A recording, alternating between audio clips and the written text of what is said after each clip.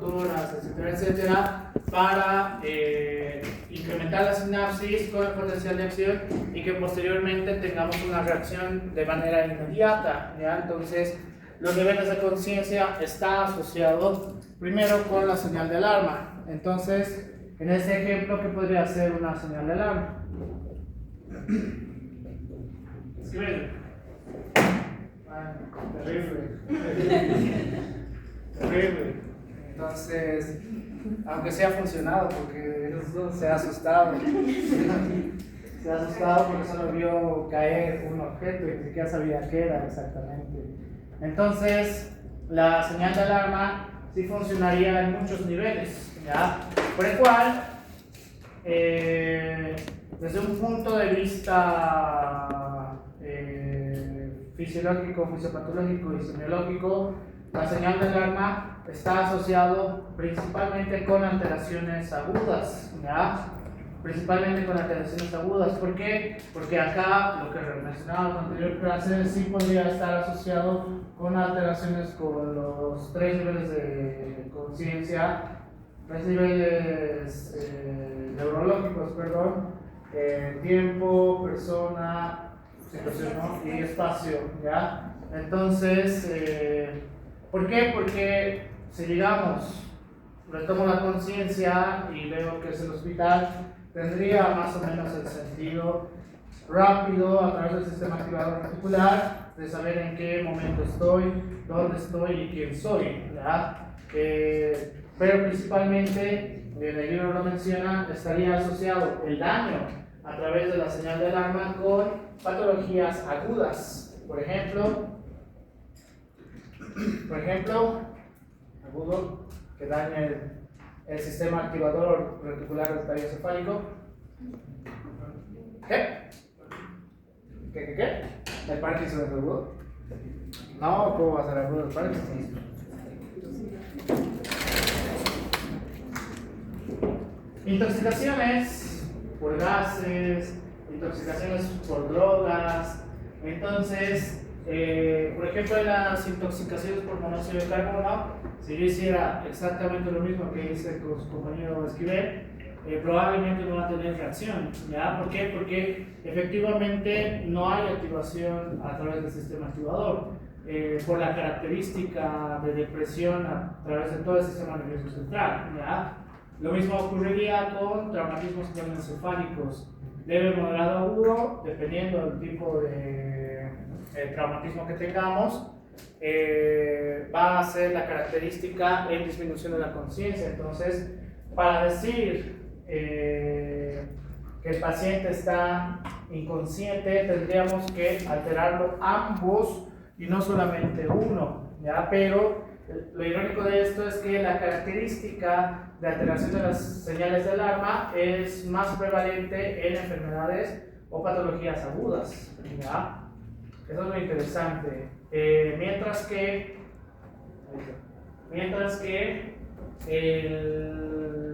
la parte de cognición,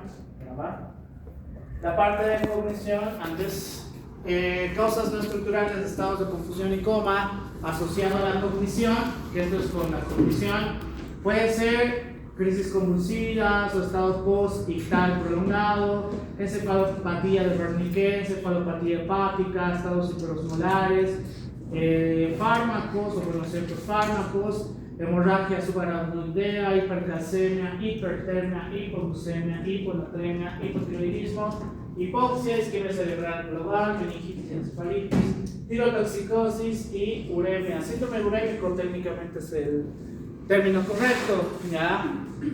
Pero, entonces, ¿qué estaría asociado con la parte de la cognición y por qué está asociado con las otras funciones? En realidad, bueno, ahí, no subí mis diapos, ¿no? Sí, recordatorio, subir mis diapos.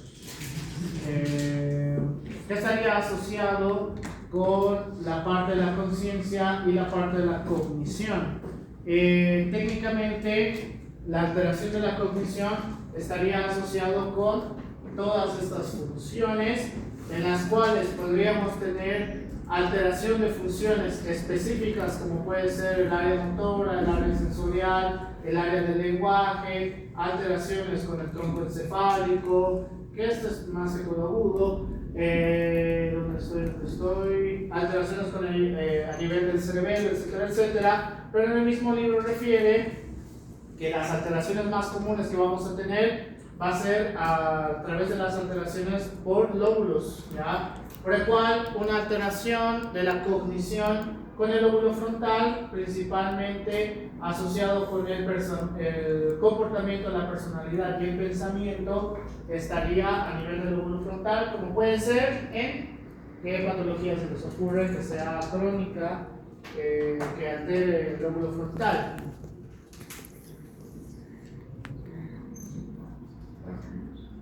Parkinson.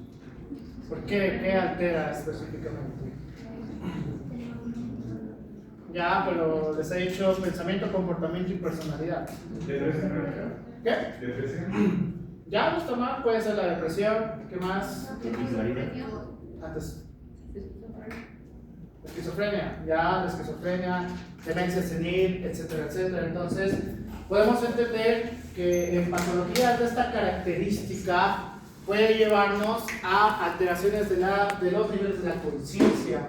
Es decir, no necesariamente tiene que estar comatoso para decir que tiene alteración de la conciencia, sino que si estamos viendo que la cognición está alterada, más no la señal de alarma, porque un paciente con esquizofrenia, por ejemplo, tiene alterada la señal de alarma, en realidad está hiperestimulado la parte de la señal de alarma en el sistema activador, ¿ya? Entonces, estas personas pues van a ser mucho más impulsivas, a diferencia de lo que una persona sin alteraciones patológicas puede estar, ¿ya? Eso es lo interesante que refiere en el libro de Hammer.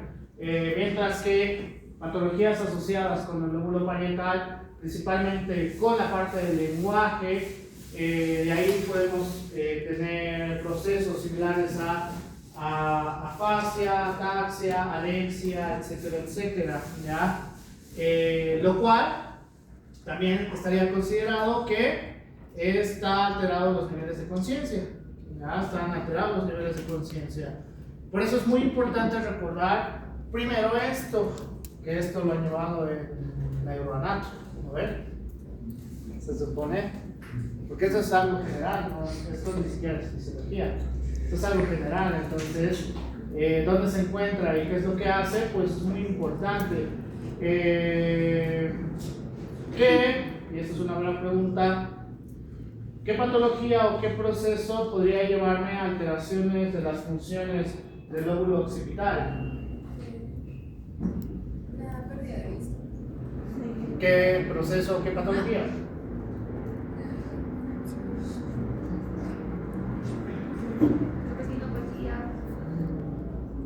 Técnicamente no está asociado con el lóbulo occipital porque si afecta directamente hacia la retina, el problema es el lóbulo ocular y no el lóbulo occipital. ¿Puede ser doctor Alzheimer ahí? Ya podría ser, técnicamente podría estar asociado. Epilepsia es en el lóbulo occipital. Bien, epilepsias, muy específico, pero podría suceder que tengamos un daño. ¿Qué más? Hay uno que sí está asociado, que técnicamente en Estados Unidos ya no existe, técnicamente, pero sí de este lado es muy común.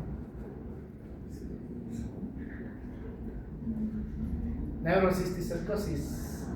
¿Cómo ocurre la neurocisticercosis? Eso sí ha llevado. ¿Qué? Por medio de un parásito. ¿Cuál y cómo? La ingesta de carne con huevo que existe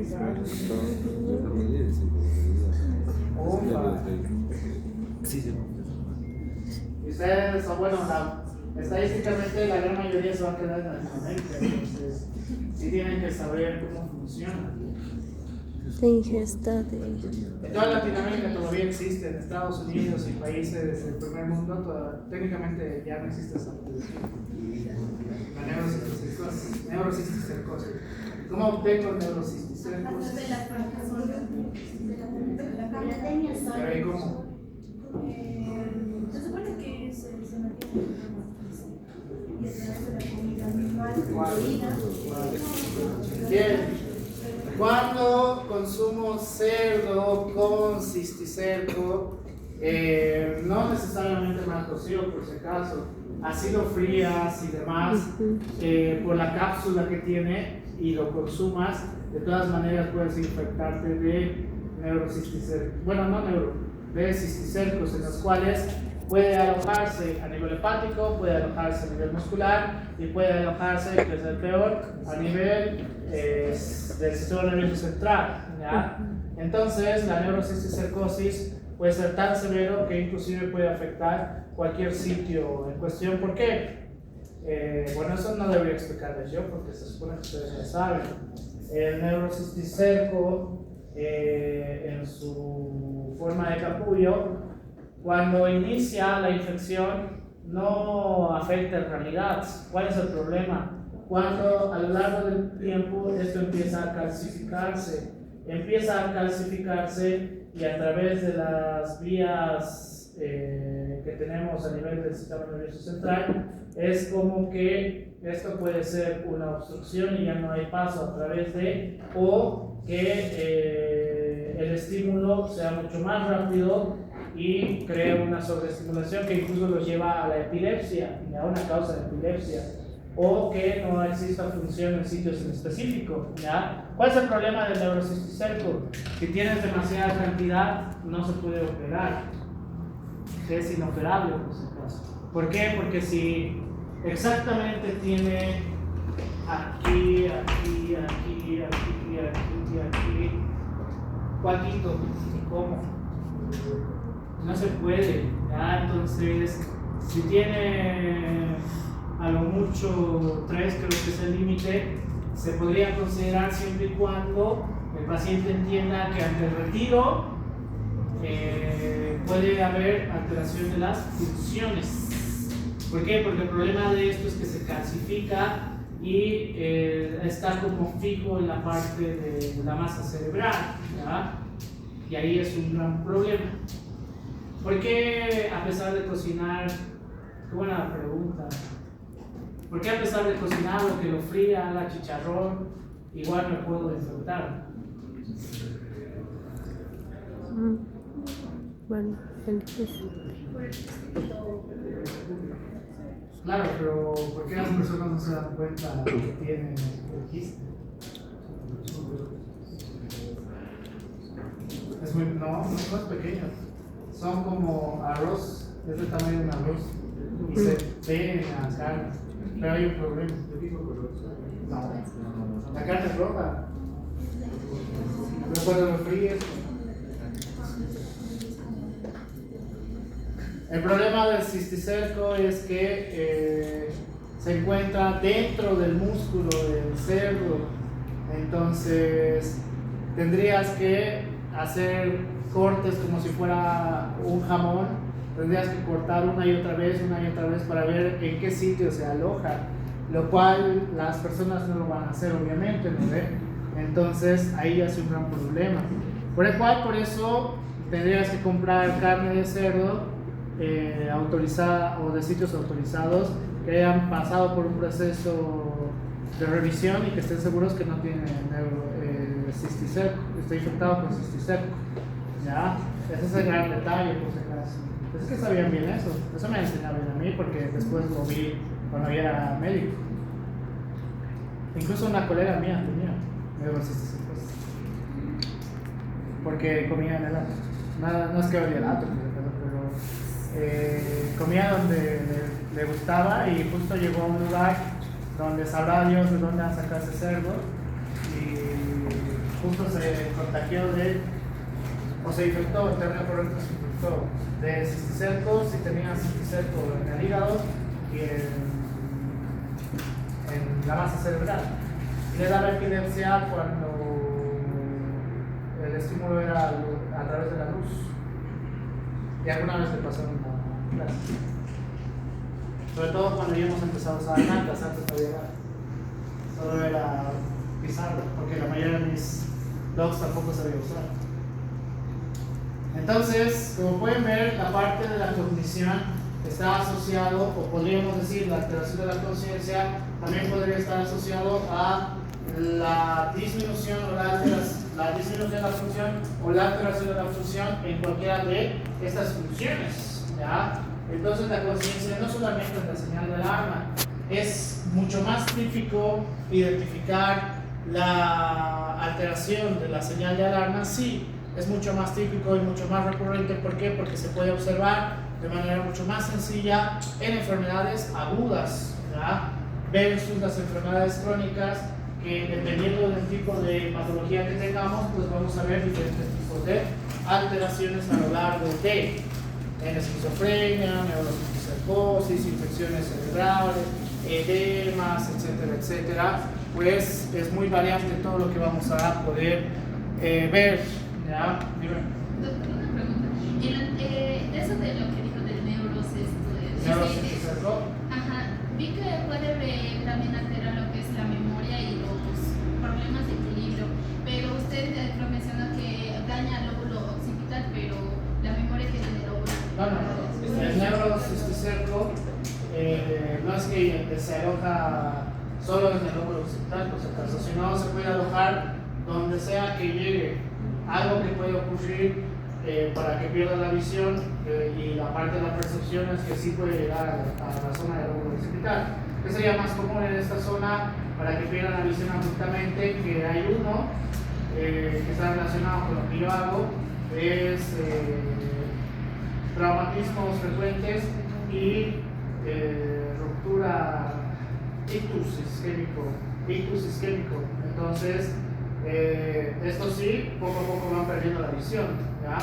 Por eso hoy por hoy, por no decir casi todos los deportes, tienen un protocolo contra los golpes en la cabeza, ¿ya?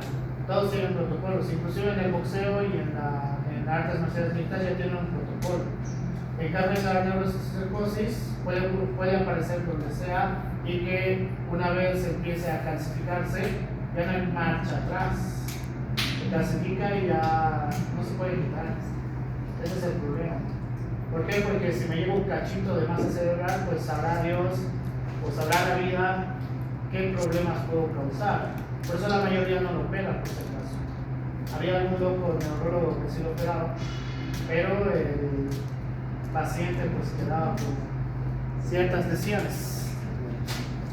Si es funcional la persona, lo que me decía el neurólogo que nos ha enseñado esto y el doctor Luna, porque él es el que nos ha enseñado igual esta parte, si es funcional la persona, pues no se toca. Si es funcional, no se toca. Si tiene algunos problemas y demás muy leves, entonces puede vivir así el resto de su vida. Si tiene problemas epilépticos severos o alteraciones severas asociados con cualquier parte a nivel del sistema nervioso central, recién se interviene.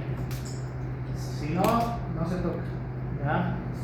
Eso es un buen consejo que me han dado y creo que todavía se mantiene.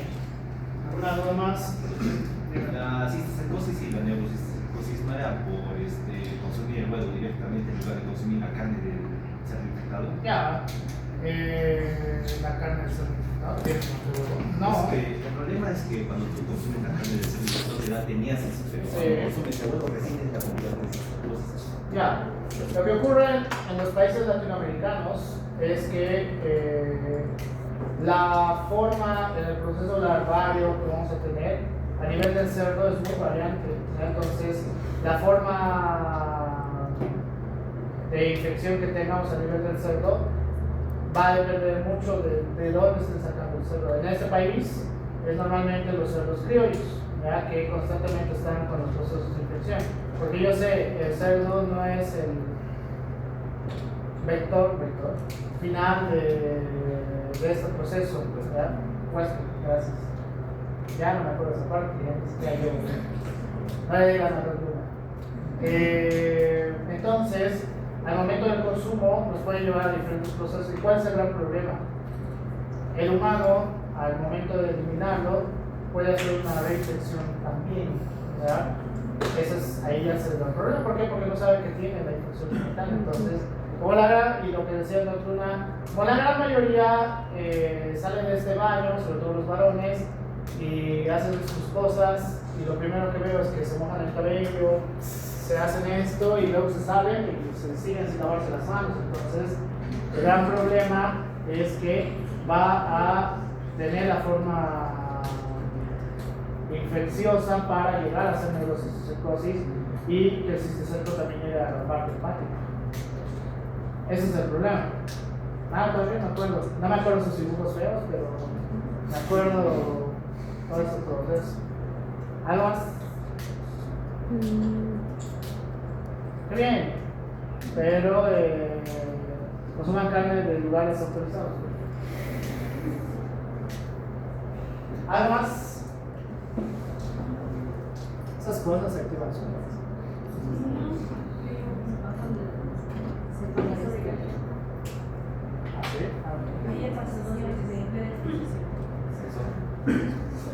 Ya.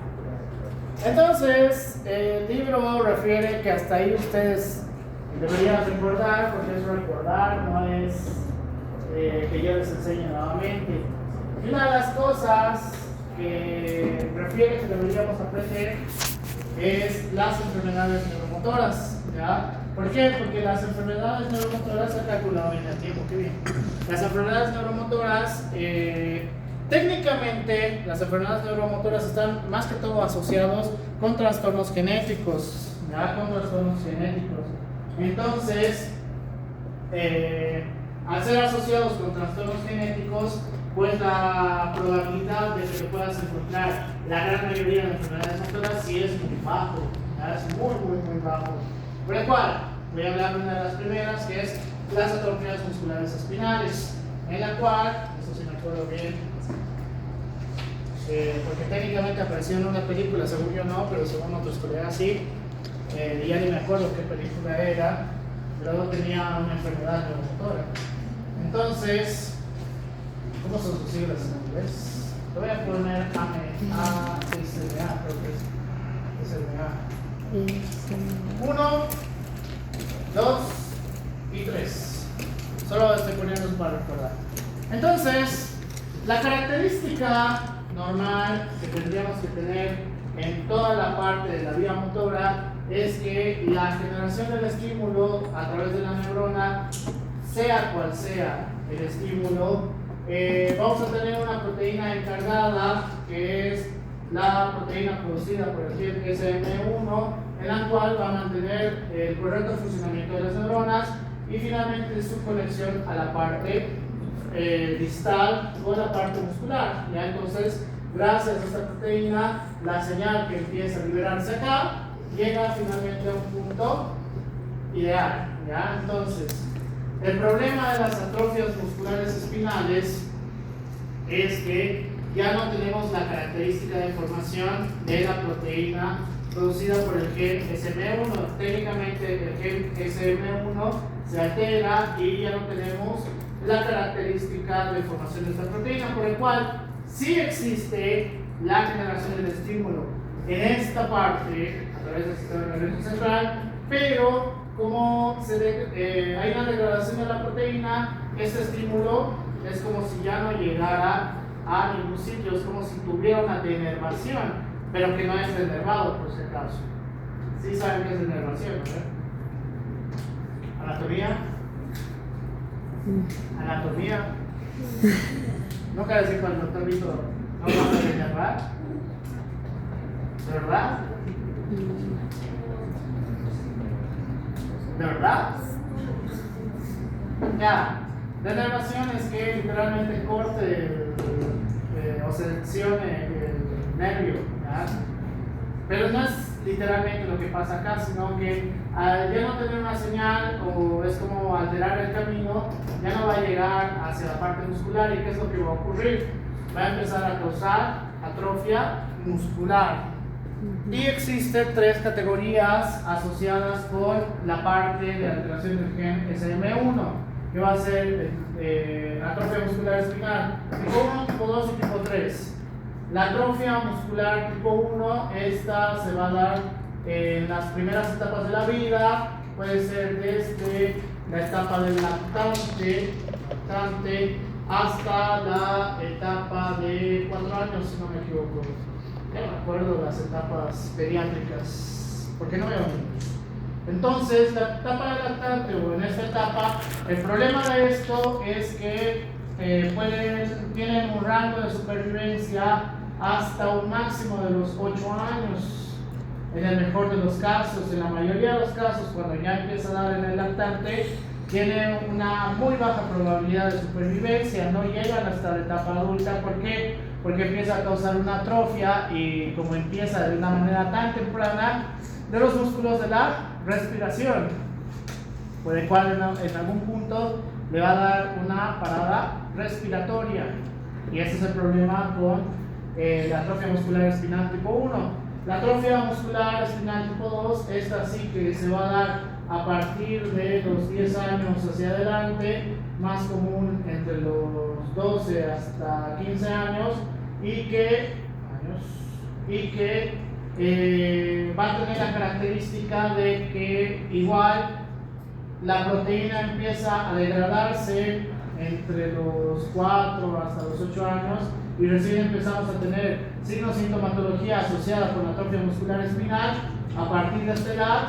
Y el problema de estos pacientes es que poco a poco van a empezar a tener alteraciones de la función muscular, ya no van a poder hacer movimientos con las extremidades, cada vez el tono muscular se va a reducir hasta que finalmente en una etapa adulta nuevamente el músculo respiratorio ya no pueda más y fallezca, El tipo 3, que este técnicamente puede surgir hasta una etapa adulta máximo de los 30 años, máximo hasta los 30 años, que igual la alteración de la proteína va a empezar a darse a partir de los 15 años y como todavía hay función antes de esto, la parte de la función muscular todavía tiene una buena característica para evitar que la progresión de la enfermedad sea tan agresivo, por el cual va de lo mismo. La progresión de la enfermedad va a empezar a ser mucho más lento, por el cual puede llegar hasta una etapa adulta joven, ese es el término correcto, adulta joven hasta 30 años, y se ha visto muy pocos casos que sobreviven hasta los 40 años, ¿verdad? ¿Qué tan frecuente es esta enfermedad? Es muy rara, es muy rara. ¿Cuál es la más común? La tipo 1. Entonces, el problema de que sea la tipo 1 es que no pasa más allá de los 2 años, así que no hay mucho que investigar tampoco. Como no sobreviven, pues no se puede hacer nada más en estos pobres pacientes. La primera enfermedad neuromotora. Qué bien. La esclerosis lateral amiotrófica, por el cual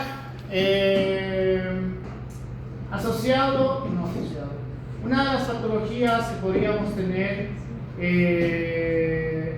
principalmente asociado con toda esta vía,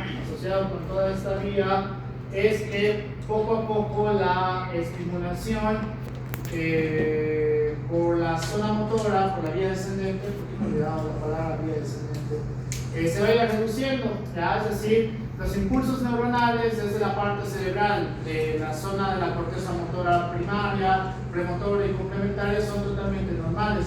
¿Cuál es el problema?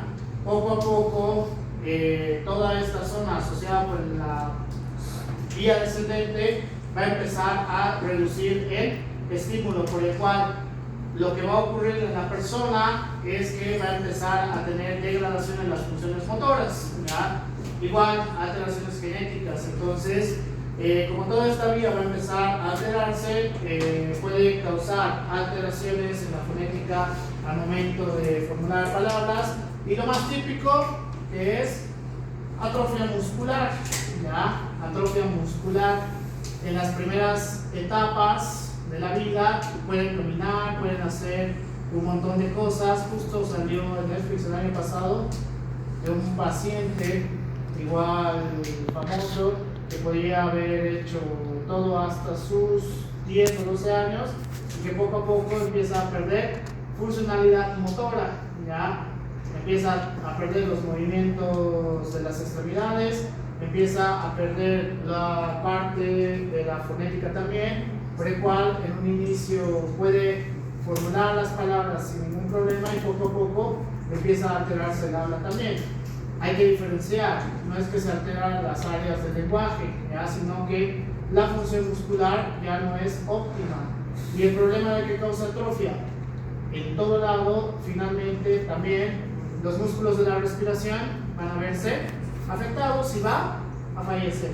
Me han olvidado que se llama esa película. Bueno, es documental, no es una película. Es sobre WoW, jugaba WoW, ha hecho su vida a través de eso antes de morir. ¿Y la enfermedad es tipo de También. Bueno, no, por favor. Alguien no tan interesante. Es ironía, es ironía. Antes de que piensen que estoy hablando en serio. Igual me han debido ver la película, no sé qué se llama su película. Tiene un nombre raro o estúpido. La teoría del. No sé, es de Stephen. En sus primeras etapas de la vida podía hacer absolutamente todo, ¿ya? Esa es la característica de estos pacientes. Pueden hacer absolutamente todo y mediante vaya avanzando la vida, como la estimulación se va a ir reduciendo a través de esta zona, entonces se van a ir atrofiando mucha parte motora, por el cual en un punto ya no puede caminar, luego ya no puede hablar, luego finalmente ya los músculos, que ahí ya es una señal de alarma, los músculos los músculos de la postura empiezan a debilitarse y ya no pueden apoyarse. Entonces finalmente va a llegar un momento en el cual los músculos de la respiración ceden y ya fue para el pobre paciente. Stephen Hawking es uno de los pacientes con más data de larga vida que hubo para estos pacientes. No suele vivir tanto. ¿Por qué? ¿Y por qué vivió tanto? No porque era inteligente, bien, porque muchas instituciones lo ayudaron para que tenga una comodidad. Esa silla especial que tenía y demás no es nada barato. Entonces estos pacientes no es que pueden tener esa vida que tuvo. Así que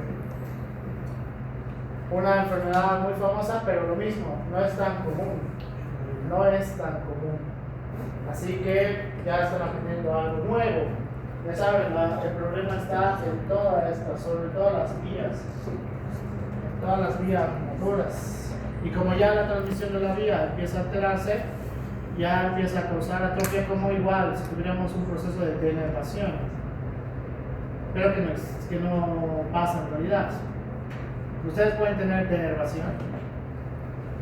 Sí. Bien, traumatismos.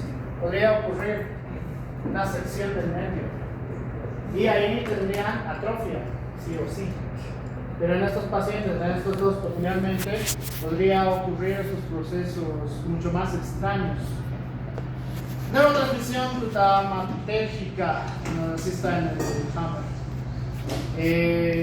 El problema de este estímulo a través de gran formación y liberación de glutamato, que el glutamato es estimulador e inhibidor. Desean ser este estimulador y inhibidor allá al fondo. Estimulador, porque a partir del glutamato, ¿qué tenemos? A partir del glutamato, ¿qué vamos a formar? Mal formulado. ¿Qué otro neurotransmisor podemos formar? Bien, GABA. El glutamato es estimulador y a partir del glutamato podemos formar GABA, porque estos dos van a darnos el equilibrio para estimulación e inhibición, ¿ya? Entonces, en la neurotransmisión glutamatérgica vamos a tener gran cantidad de formación de glutamato. Ya es característica igual, alteraciones genéticas en el paciente. No es normal empezar a tener gran cantidad de formación de glutamato. Inicialmente vamos a poder apreciar cómo a través de la liberación de glutamato por la terminal presináptica a la transmisión química, vamos a tener la apertura de los canales de calcio. Entonces, esto que va a causar, así escribo aquí, ¿qué va a causar con la apertura de los canales de calcio? Un aumento, bien, un aumento de la despolarización gracias a la apertura de los canales de calcio, por el cual a partir de este proceso en la parte postsináptica va a causar que tengamos mayor estimulación, pero el problema de la gran cantidad de generación de glutamato, y por eso era la pregunta anterior, es que también el cuerpo va a tener la facilidad de mayor formación de GABA, ¿ya? Entonces el problema con estos pacientes es que pueden empezar a causar gran cantidad de estimulación en toda la parte motora y de repente también fases de inhibición, ¿ya? ¿Qué ocurriría a nivel de la neurona con la parte de transmisión sináptica con exceso de glutamato? Bien, puede ser una gran posibilidad la parte de convulsiones y la parte de generación de GABA. ¿Se mueve? No se mueve. Disminución inicialmente hasta que ciertas vías neuronales empiezan a tener bloqueos, pero que eso va a ir cambiando igual. El problema de estos pacientes con esta gran cantidad de formación de glutamato es la gran cantidad de estimulación y la gran probabilidad de formación de GABA que podemos tener, ¿ya? ¿Qué se puede hacer en estos pacientes? Tampoco hay mucho que se pueda hacer. Lastimosamente, a menos que la generación de glutamato podamos cambiarla, lo cual tampoco es muy factible, por si acaso, ¿ya? O si se puede. No, eso me han enseñado en neuro, así que todavía les falta a ustedes. ¿Se podría alterar la formación de glutamato o del GABA con medicamentos o algo? Técnicamente sí, pero como en estos pacientes es un poquito más extraño este proceso, la generación de formación es un poquito más preocupante y diferente en la parte presináptica y en la parte postsináptica, ¿ya? Por el cual cualquier uso de medicamentos podría hacer efectos no deseados para el paciente. La formación de radicales libres, muy similar, asociado con el glutamato, antes de la formación, aunque también es el glutamato. Ya, antes de la formación de radicales libres, todo este proceso que teníamos la formación, todo este proceso, lo que va a ocurrir hacia la parte del astrocito es que se cierran los canales en los cuales puede estimular la parte del glutamato, por el cual al cierre de estos canales, ¿qué va a ocurrir? Estamos atrás. Es una, que es mi conexión. Aquí está, el astrocito. ¿Qué son estos dos astrocitos? A ver. Solo se encargaba de dar soporte.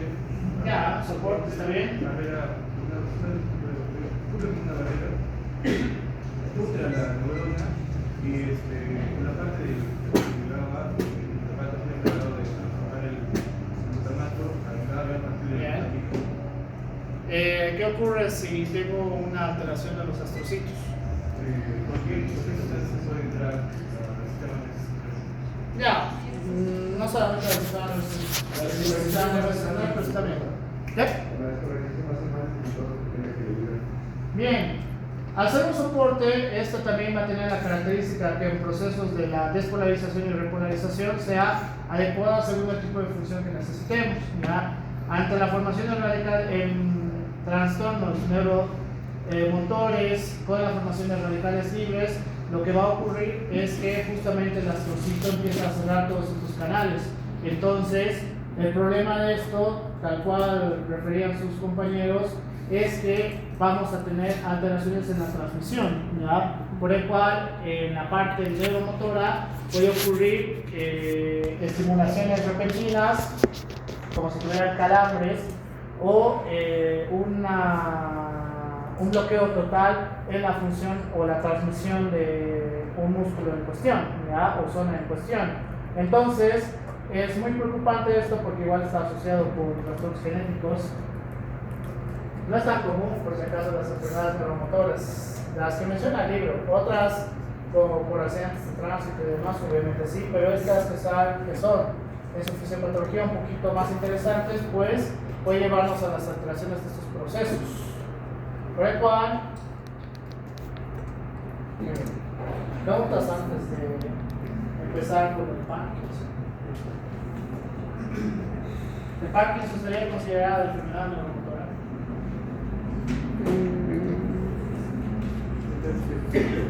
¿Qué? No, aquí está solo como Parkinson. No es enfermedad neuromotora. Parkinson. No, neuromotora no como tal, porque el Parkinson está asociado con la alteración de los ganglios basales. Neuromotor es otra cosa. Es el sitio de unión como tal.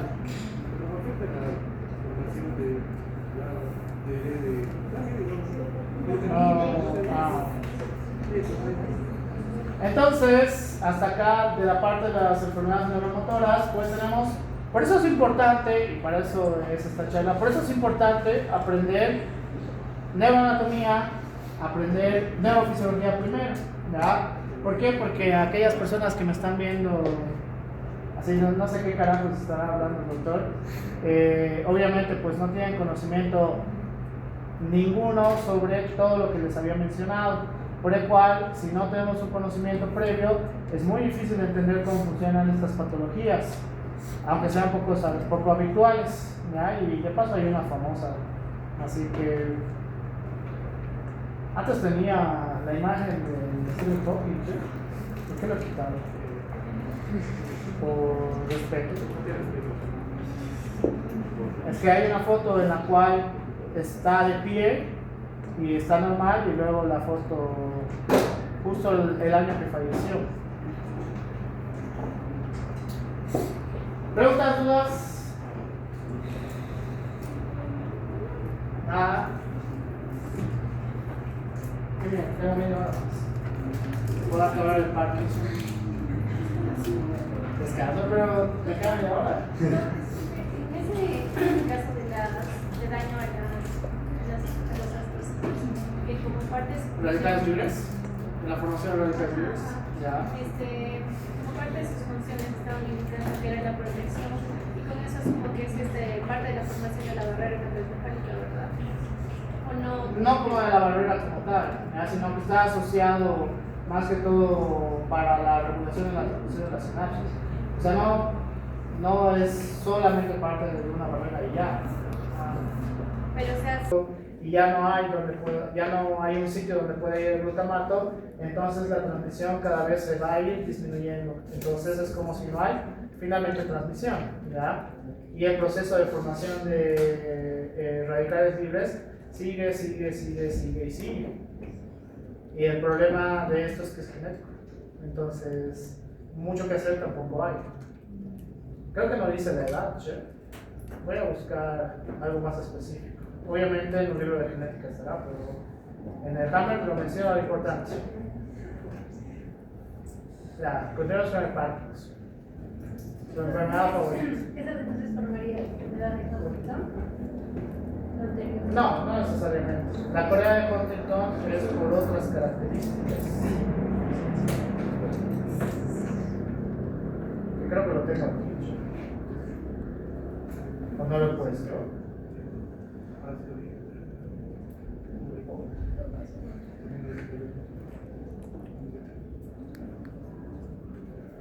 Alzheimer.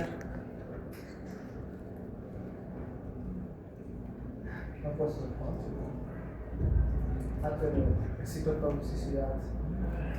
Lo voy a colocar después de Parkinson. Corea de Huntington. Es poquito. Mañana, ¿no? ¿Cómo que mañana? Mañana Mañana puedo acabar. Mañana puedo acabar horario de todo eso de su examen. Pero saben que así funciona. Todo lo que va a hacer en la semana es su examen para el día lunes. Y si no terminamos las opciones. No, o sea, hasta donde avance, exacto. Hasta donde avance, pues es el examen. No, mañana tenemos clase todavía.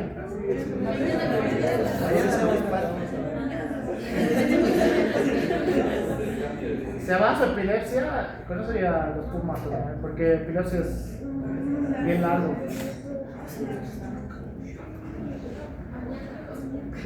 Tengo media hora todavía, ¿no? Esta es la parte fácil. Ah, no, la ropa.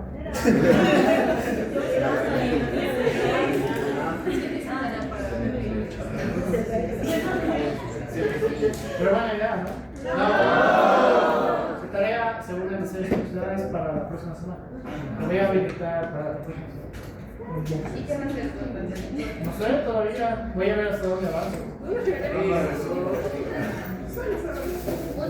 Leer todo el ILAE. ¿Saben qué es el ILAE? Siempre me hace reír el nombre. Porque enseñan deporte igual ahí.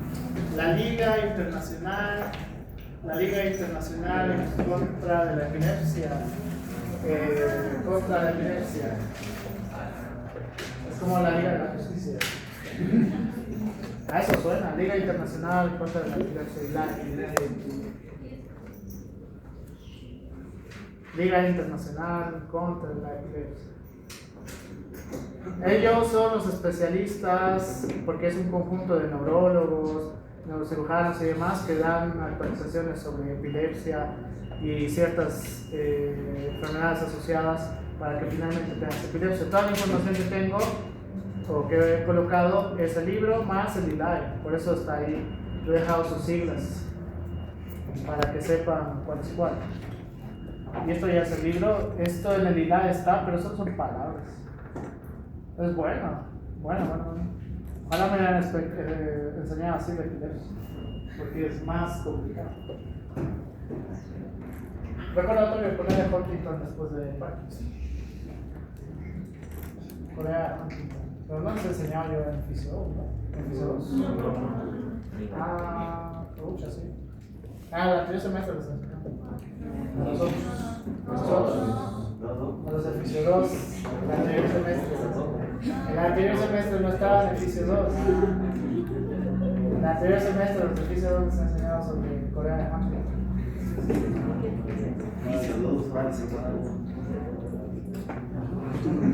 ¿Alguna duda o pregunta? Ya estas son enfermedades más largas, por si acaso. Como pueden ver, la parte neuromotora no es muy... El problema es que son trastornos genéticos, entonces tampoco sabemos tanto sobre estas enfermedades. A diferencia de estas, sí. El Parkinson, la miastenia gravis. Yo no acuerdo qué otra patología me falta aquí. El tétanos. La epilepsia. La epilepsia es súper larga.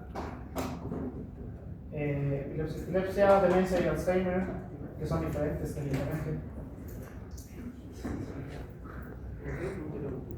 Eventos cerebrovasculares, el término correcto, apoplejía.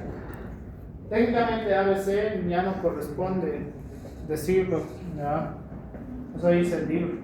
El término correcto es apoplejía. Pero sigan usando ABC si es lo que